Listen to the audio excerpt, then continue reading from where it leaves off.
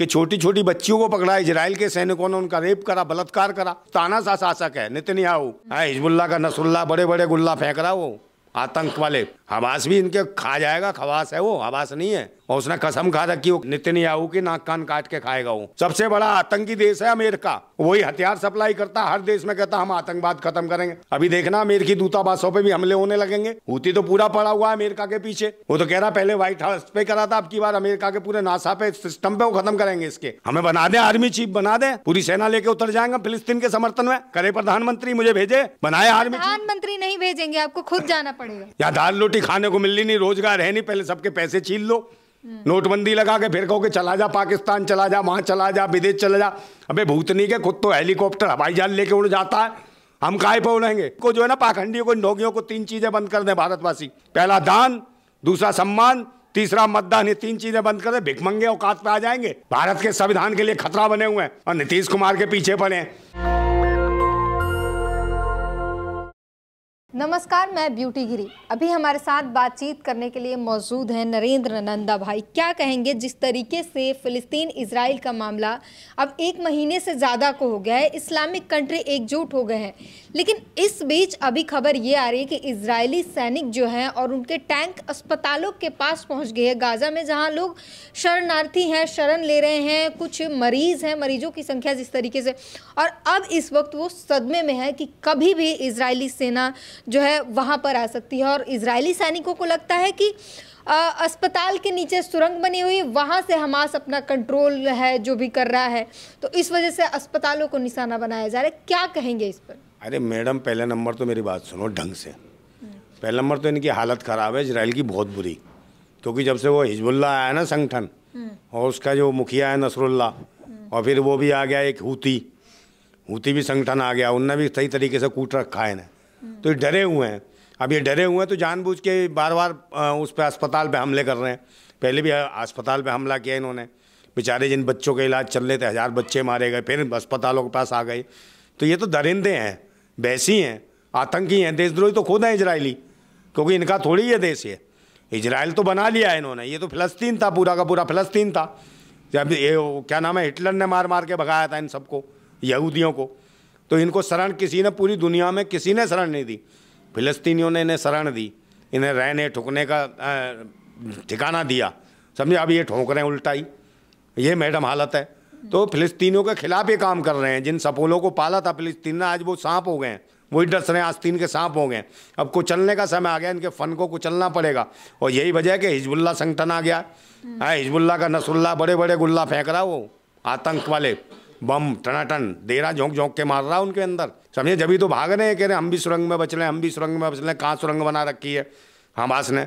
Hamas भी इनके खा जाएगा, खवास है वो, हवास नहीं है, कच्चा खाएगा। और एक और संगठन आ गया, पता नहीं उसका नाम ध्यान नहीं है, अभी एक नया संगठन हो रहा है, समझे ना। वो तो नाक कान काट के खाता वो, और उसने कसम खा रखी, वो कसम लेके आया कि नेतन्याहू की नाक कान काट के खाएगा वो, समझिए ना मैडम। और इसको तो खतरा है, बहुत खतरा है इसको, इजराइल तो खत्म हो रहा है। हालात ये है कि हर घंटे वहां पर मिसाइल दागे जा रहे हैं, हर घंटे वहां पर कुछ लोगों की मौत हो रही है, जाने जा रही हैं। बच्चों की संख्या जो अब तक जो युद्ध हुए हैं उसमें 4000 से ज्यादा जो मौतें हुई है वो सिर्फ बच्चों की है। ये आंकड़े बच्चों की किस तरीके से? मैडम, जो इजराइल जो निशाना बना रही है, वो बेचारे जो बीमार हैं बच्चे, या जो स्कूली शिक्षा ग्रहण कर रहे थे, उन बच्चों को निशाना बना रही है। अभी पीछे भी खबर आई कि छोटी छोटी बच्चियों को पकड़ा, इजराइल के सैनिकों ने उनका रेप करा, बलात्कार करा, छेड़ाखानी की। आप देखोगे अपडेट तो पता चल जाएगी आपको। तो इजरायली जो ताना सा शासक है नेतन्याहू, उसे ये समझ नहीं आ रही कि बहन बेटी और इंसानियत का कितना बड़ा दुश्मन बन रहा है तू, कितना बड़ा आतंकी बन रहा है। क्यों बन रहा है? सिर्फ चुनाव के लिए, कि इजराइल में चुनाव होने वाला है, उसको लेके आतंक मचा रखा है कि उसको हमने इस तरीके से दिखाना कि हम मूसा को मानने वाले हैं। इंसानियत को खतरा है, चाहे इजराइल के लोग मरे, चाहे फिलिस्तीन के लोग मरे, पूरी इंसानियत को खतरा है पूरी दुनिया में। और कौन आतंकवाद मचवा रहा? अमेरिका मचवाता है पूरी दुनिया में आतंकवाद। सबसे बड़ा आतंकी देश है अमेरिका, वही हथियार सप्लाई करता, हर देश में कहता हम आतंकवाद खत्म करेंगे। अबे आतंकवाद तो भारत जो है अमेरिका से दोस्ती के हाथ बढ़ा रहा है, दोस्ती करना चाह रहा है, बढ़िया मजबूत रिश्ता बना रहा है, आप खराब करवा देंगे। अरे ये दोस्त नहीं है, ऐसे तो जो दोस्त बनाया गए पीछे छुरा घोंपता है, आस्तीन का सांप है अमेरिका है, ये बेकार है। अमेरिका से काहे की दोस्ती है? हर दुनिया में तो आतंकवाद मचाता है, हमारे देश में ही मचवाएगा आतंकवाद, 2-4 संगठन और तैयार कर देगा, फिर यहाँ भारत में भी होगा। और ये धर्म मजहब के लिए ही आतंकवाद तैयार करता है अमेरिका, समझे नहीं? कहीं इस्लाम का कर देगा, कहीं किसी का कर देगा, किसी पंथ का कर देगा। ये अमेरिका के काम है आतंकवाद मचवाना। और फिर यहाँ पे और कोई चालू हो जाएगा, फिर कोई ना कोई आतंकवाद तैयार करा देगा। तो अमेरिका से दोस्ती करने का मतलब है ना दोस्ती अच्छी ना दुश्मनी अच्छी, उसे तो दूर ही रखो। अमेरिका बेकार हो, अमेरिका ऊपर भी हमला हो रहा है। अभी देखना अमेरिकी दूतावासों पे भी हमले होने लगेंगे। जो नसरुल्लाह ने निगाह बना ली है पूरी की पूरी, एक हूती आ गया, हूती तो पूरा पड़ा हुआ है अमेरिका के पीछे। वो तो कह रहा पहले व्हाइट हाउस पे करा था, अब की बार अमेरिका के पूरे नासा पे सिस्टम पे वो खत्म करेंगे इसके, क्योंकि अपने आप को उस्ताद समझ बैठा है सबका, पूरी दुनिया का उस्ताद नहीं है, यही आतंकवाद मचवा रहा है। और इजराइल का खात्मा होना निश्चित है। मतलब कि दुनिया के नक्शो कदम से इजराइल खत्म होगा, ये देख लेना मैडम, मैं बता रहा हूँ। क्योंकि इनके साथ जो मजलूम हैं, जो लाचार हैं, फिलिस्तीनी लोग हैं, जिनकी बहन बेटियों के साथ असमतें इज्जतें लूटी जा रही हैं, इनके साथ कुदरत खड़ी हो गई है, प्रकृति खड़ी हो। जिसके साथ प्रकृति और कुदरत खड़ी होती है ना, उसके साथ पूरी दुनिया खड़ी होती है। और दुनिया की एक कम से कम 75 कंट्रियां हैं, 100 में से 75 कंट्रियां हैं जो फिलिस्तीन के साथ खड़ी हैं। आप किसी धर्म मजहब को लेकर नहीं खड़ी हैं। इसके इजराइल ने आधा गाजा पट्टी पर कब्जा पा लिया है।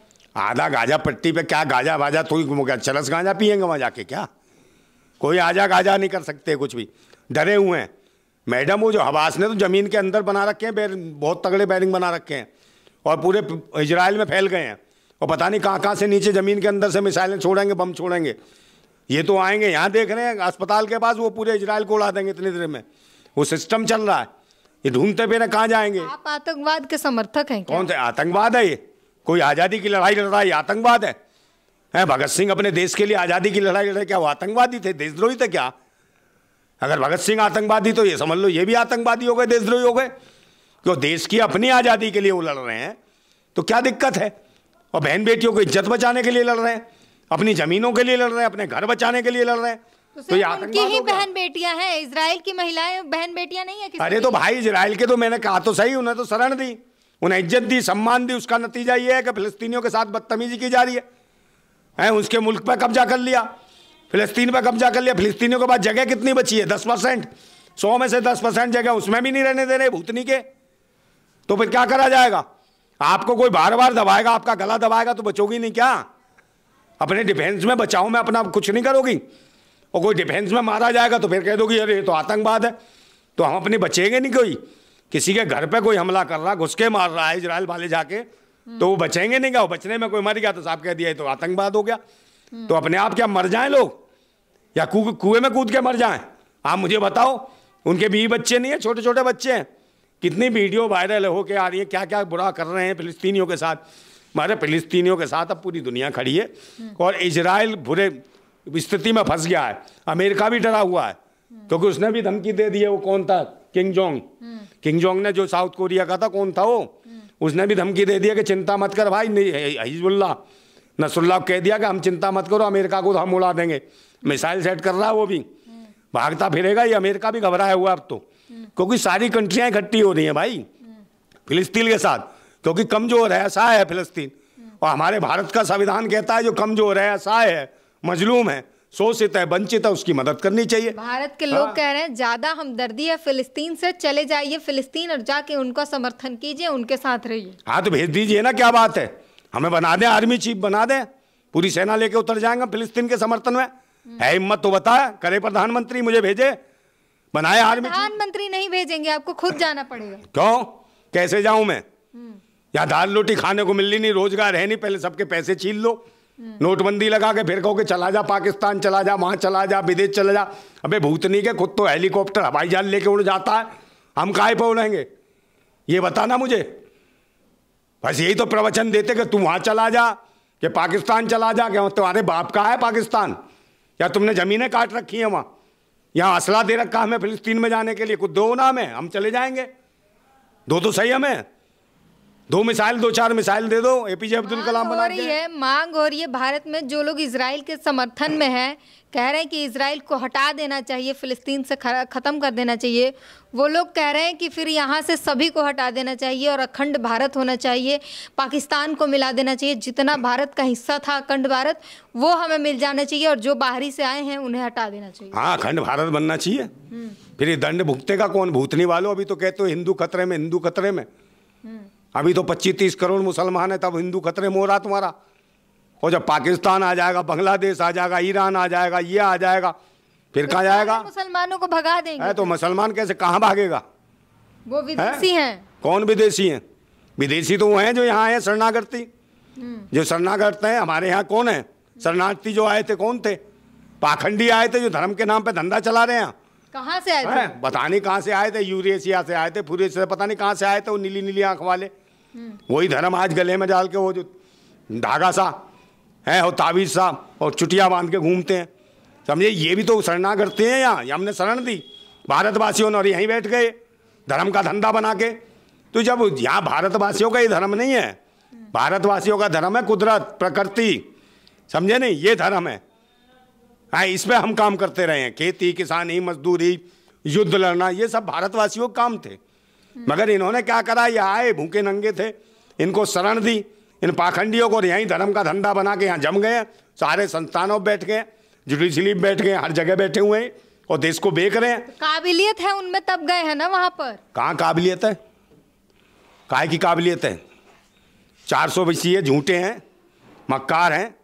तो मक्कारों को समझाना पड़ेगा। जब भी तो शिक्षा पे बंद करना चाहते हैं कि शिक्षा खत्म हो ताकि भारतवासी पढ़ ना पाए, और जो शिक्षा के केंद्र को बढ़ाता है उसको जेल में भेज देते हैं। आजम खान साहब को डाल दिया ना। केंद्र बना तो रहे नीतीश कुमार, पूरी विधानसभा में कैसी अश्लील बातें कर रहे हैं। क्या अश्लील करिए आप बताओ मुझे? शर्मसार है देश, हर कोई उन पर, हर कोई, खुद उन्होंने माफी मांगी है। काहे की माफी मांगी है? तो गलती कर दी माफी मांग के। काहे की माफी मांग ली? क्या गलत कह दिया? उन्होंने तो यही तो बताया।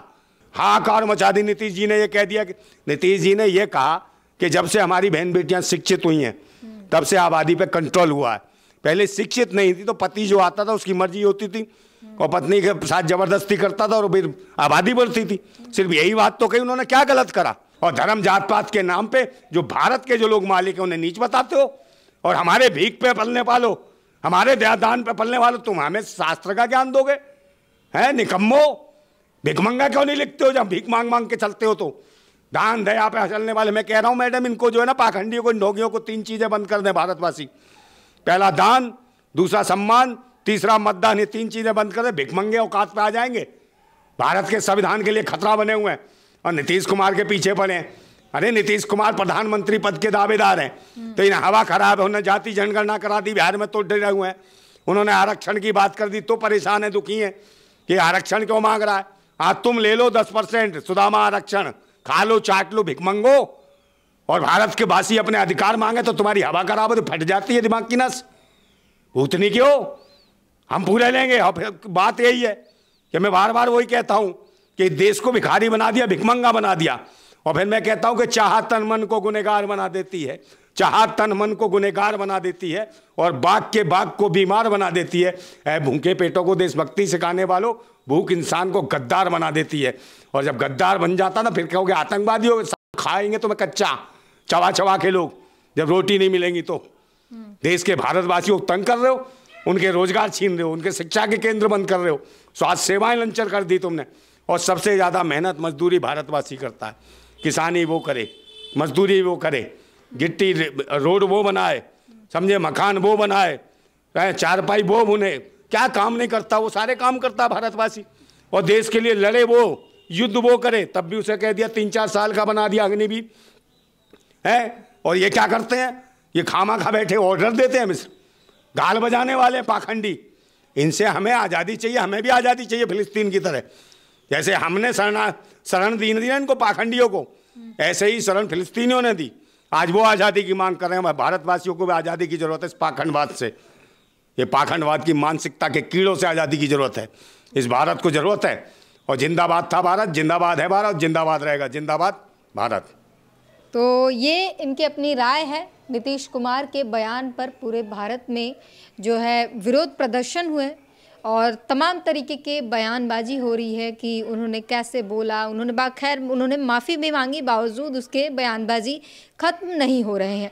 पूरी बातचीत पर अपनी प्रतिक्रिया ज़रूर दीजिए। कैमरामैन तौहीद के साथ ब्यूटी गिरी, धन्यवाद। नेशनल दस्तक की आपसे गुजारिश है कि अगर इसको बचाना चाहते हैं तो नेशनल दस्तक को सब्सक्राइब करने के लिए रेड कलर के सब्सक्राइब बटन को दबाएं, फिर बेल आइकन की घंटी दबाएं। नेशनल दस्तक को बचाने के लिए बहुत ज़रूरी है कि हर खबर को शेयर करें, लाइक करें, कमेंट जरूर करें।